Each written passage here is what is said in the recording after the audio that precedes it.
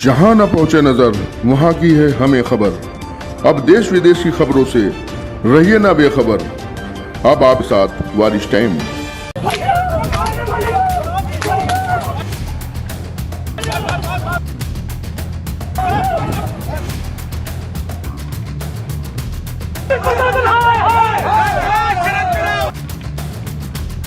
ये बुरी तरह से घायल कॉलेज के स्टूडेंट और एबीवीपी के कार्यकर्ता हैं जो चले थे राम स्वरूप यूनिवर्सिटी का विरोध करने। जी हां, बाराबंकी के राम स्वरूप यूनिवर्सिटी के बाहर बड़ी संख्या में पहुंचकर स्टूडेंट्स और एबीवीपी के कार्यकर्ता यूनिवर्सिटी में एलएलबी के कोर्स के रजिस्ट्रेशन कैंसिल होने और उसके बाद भी एडमिशन जारी होने को लेकर प्रदर्शन कर रहे थे। इस बीच बाराबंकी पुलिस ने उन्हें समझाने बुझाने की कोशिश की, मगर मामला हाथापाई तक पहुंच गया।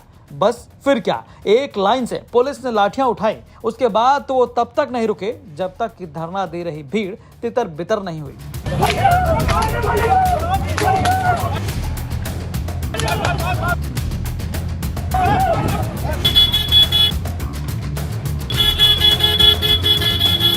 अब आइए जानते हैं पूरा मामला क्या है। दरअसल यहाँ स्टूडेंट्स की नाराजगी इस बात को लेकर है कि 2022 में बार काउंसिल ऑफ इंडिया ने यूनिवर्सिटी के एलएलबी कोर्स का रजिस्ट्रेशन कैंसिल कर दिया था। स्टूडेंट्स का आरोप है कि इसके बाद भी यूनिवर्सिटी लगातार एलएलबी कोर्स में नए एडमिशन ले रही है। इसी को लेकर 1 सितंबर को एबीवीपी के कार्यकर्ता यूनिवर्सिटी के स्टूडेंट्स के साथ प्रदर्शन करने पहुंचे। फिर वहां प्रदर्शन कर रहे स्टूडेंट्स पर पुलिस ने लाठीचार्ज कर दिया। मामला इतना बिगड़ गया कि कई स्टूडेंट्स को गंभीर चोटें आईं। इन्हें बाराबंकी के जिला चिकित्सालय में भर्ती कराया गया। इस लाठीचार्ज के बाद यूपी सरकार के मंत्री सतीश शर्मा ने पीड़ित स्टूडेंट से मुलाकात की।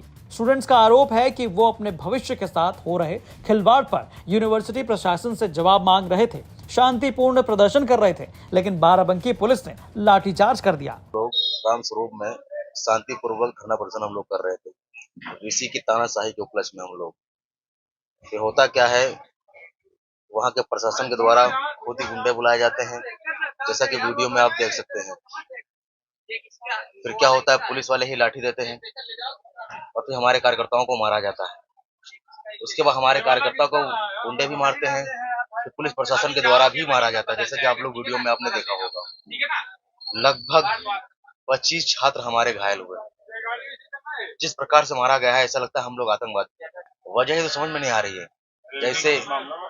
जैसे ही पहुंचे हैं हर्षित चौहान, जो कि यहाँ के सीओ हैं, बस तुरंत पुलिस वालों ने जो है गुंडे बुलवाए और लाठीचार्ज चालू कर दिया।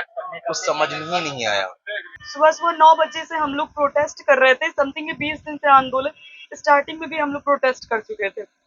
आज हम लोग सुबह शांतिपूर्वक 9 बजे से प्रोटेस्ट कर रहे थे। जब 3 बज गया, उस समय हम लोग सिर्फ इतना कह रहे थे, हमारी मांग ये थी कि ऑनर को आना चाहिए और हमारे जो विद्यालय प्रशासन के जो बच्चे हैं, उनको उनसे बात करनी चाहिए कि इस तरीके की धांधली अवैध वसूली क्यों हो रही है।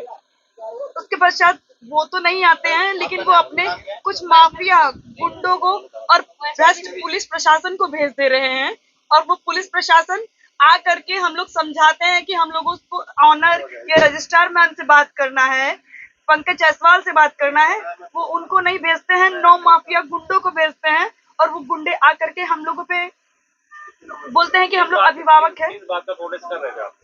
वहाँ पे बच्चों से अवैध वसूली की जा रही है। अगर बाई चांस बच्चे की फीस 120 रुपए कम बच गई है देने को, जो फीस, तो उसके फाइन के तौर पे 5000 के करीब उनसे रुपए लिए जा रहे हैं। और वहाँ पे लॉ की जो डिग्री है, वो 3 साल पहले ही उसकी मान्यता खत्म हो चुकी है, लेकिन वो बच्चों को लॉ की डिग्री, फर्जी लॉ की डिग्रियां दे रहे हैं। स्टूडेंट्स और एबीवीपी कार्यकर्ता पर लाठीचार्ज की घटना के बाद जब डीएम और एसपी अस्पताल में स्टूडेंट्स को देखने गए, तो वहां पर एबीवीपी कार्यकर्ताओं और बाकी स्टूडेंट्स का गुस्सा फूट पड़ा। वहां हंगामा और नारेबाजी ऐसी हुई कि घायल स्टूडेंट्स को देखने पहुंचे डीएम एसपी को अस्पताल के अंदर ही नहीं जाने दिया। स्टूडेंट्स ने पुलिस के खिलाफ जमकर नारेबाजी की और डीएम एसपी को बेरंग वापस लौटना पड़ा। वहीं जब इस पूरे मामले को लेकर राम स्वरूप यूनिवर्सिटी प्रशासन से बात करने की कोशिश की गई, तो यूनिवर्सिटी की रजिस्ट्रार नीलजा जिंदल ने बताया कि हमारी यूनिवर्सिटी में एलएलबी में बीसीआई की मान्यता है। कुछ छात्रों को हमने हटाया था, जिसको लेकर कुछ लोकल अराजक तत्वों के साथ मिलकर ये लोग बदनाम करने के लिए प्रदर्शन कर रहे थे। इनके साथ कुछ दूसरे विषय के छात्र भी शामिल हो गए। जिन्होंने ये अराजकता फैलाई। हम इस घटना की कठोर निंदा करते हैं। वहीं जब रजिस्ट्रार जनरल से बीसीआई से लॉ मान्यता के पेपर मांगे गए तो वो इस पर कुछ भी बोलने को तैयार नहीं हुई। हालांकि पुलिस प्रशासन का इस पर अभी तक कोई बयान नहीं आया है। वहीं दूसरी ओर इस घटना से लगातार युवाओं के अंदर गुस्सा बढ़ता ही जा रहा है। अब देखना होगा कि इस मामले में क्या कुछ आगे अपडेट आता है।